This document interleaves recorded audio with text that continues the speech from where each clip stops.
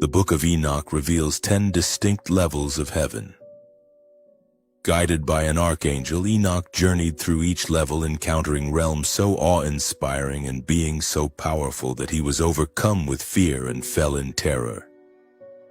In this video, I'll walk you through each level of heaven as described in the Book of Enoch.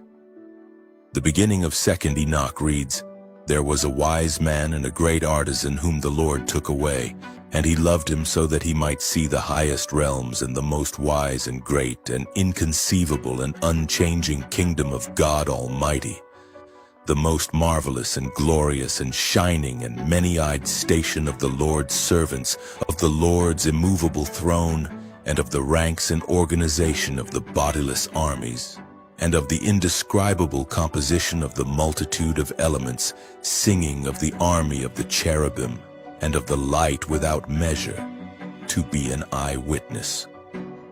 This verse explains how the Lord viewed Enoch as such a great human that he took him to heaven while still alive. The only other person to go to heaven while alive is the prophet Elijah. As we go deeper into the Book of Enoch, Enoch explains the encounter he had with the angels that took him to heaven. He first had a dream about these beings coming into his room, and when he opened his eyes, they were standing there. The first heaven is directly above the firmament above the earth.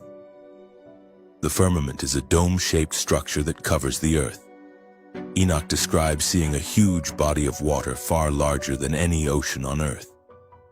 Genesis 1:7 says, "And God made the firmament and divided the waters which were under the firmament from the waters which were above." Enoch also explains seeing 200 angels who govern the stars, and a mysterious group of figures known as the elders. The second heaven is described as eerily similar to hell, a place for fallen angels known as the Watchers. Enoch describes a darkness greater than any earthly darkness and prisoners awaiting judgment. The third heaven is full of paradise for the righteous.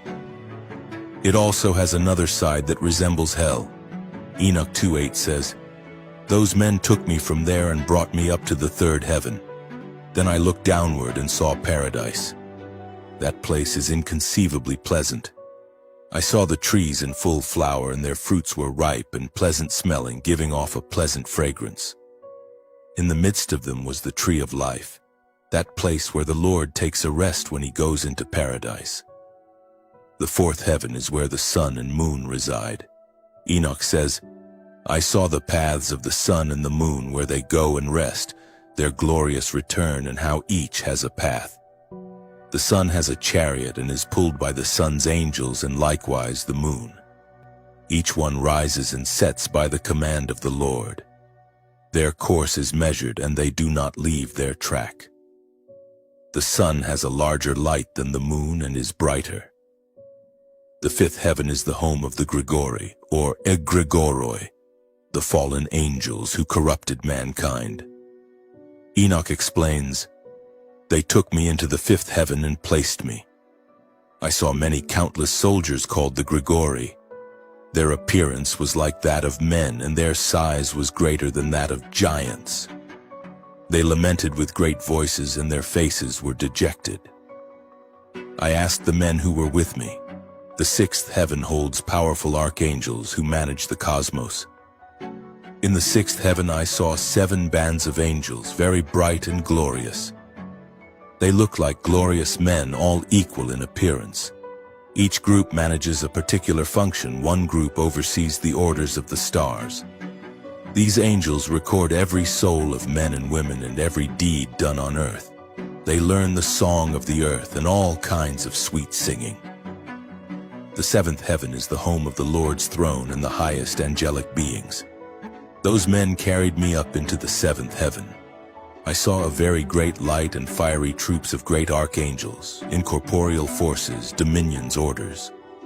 No mouth can express or heart conceive the glory of that place. And the Lord, seated on his high throne, is not like any created thing.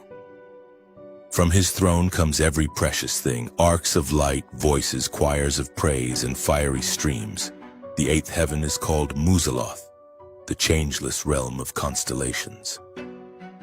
In the eighth heaven I saw the changes of the seasons and the constellations and their fixed order.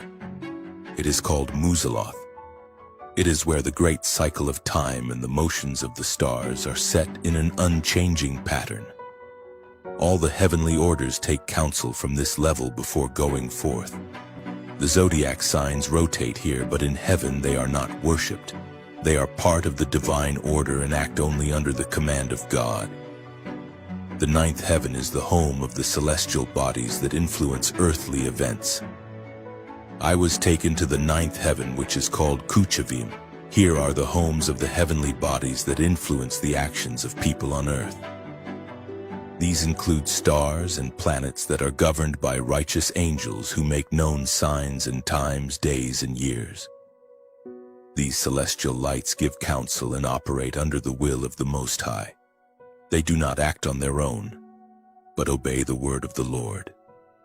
The 10th heaven is where God himself dwells and speaks directly with Enoch. I was brought to the 10th heaven and saw the face of the Lord like iron made to glow in fire.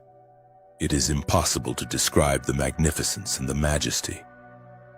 I fell face down and lost consciousness, but the Lord sent one of his glorious ones and raised me up. The Lord said to me, "Enoch, my beloved, rise and hear my voice. I have chosen you to be the scribe of righteousness. Write all that you see and hear in heaven and on earth and in the lower realms, and give it to the sons of men.